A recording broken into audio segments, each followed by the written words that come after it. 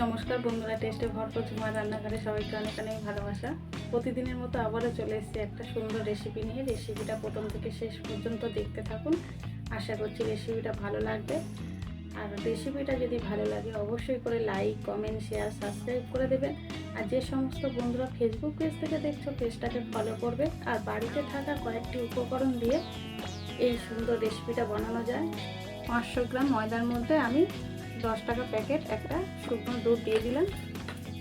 এই চামচের মাপে আমি 3 চামচ চিনি নিয়েছি।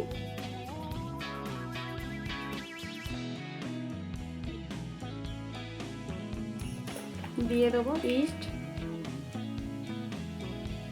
1 চামচ। ভালো করে মিশিয়ে নেব।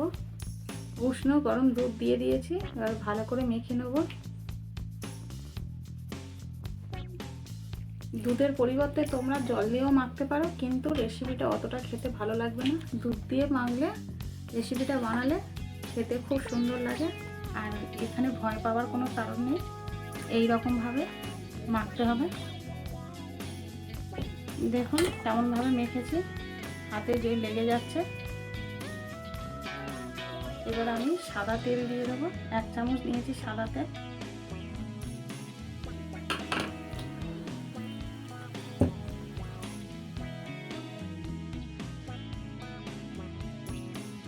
সাত থেকে 8 মিনিট ভালো করে মেখে নিয়েছি। এবার ঢাকনা চাপা দিয়ে রেখে দেবো রেস্টের জন্য 1 ঘন্টা। 1 ঘন্টা বাদে ফিরে এলাম, আর দেখুন ডোটা কতটা ফুলেছে। আবারও একটু মেখে নেব।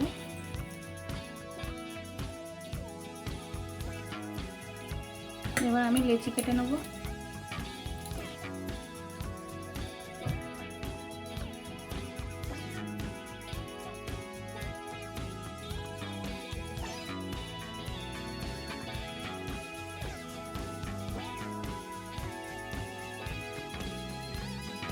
এবার আমি 10 মিনিট আবার ঢাকনা চাপা দিয়ে দেবো। 10 মিনিট পরে ফিরে এলাম।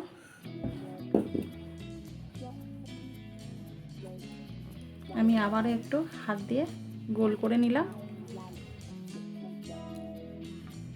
আর বাটির মধ্যে আমি বাটার লাগিয়ে নিয়েছি।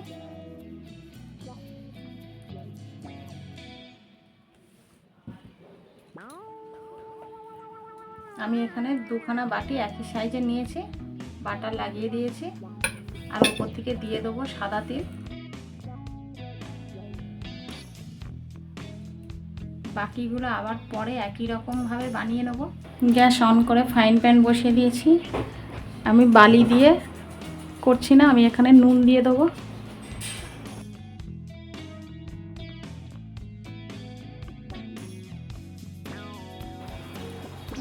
প্রথমে নুনটা একটু গরম করে নেব।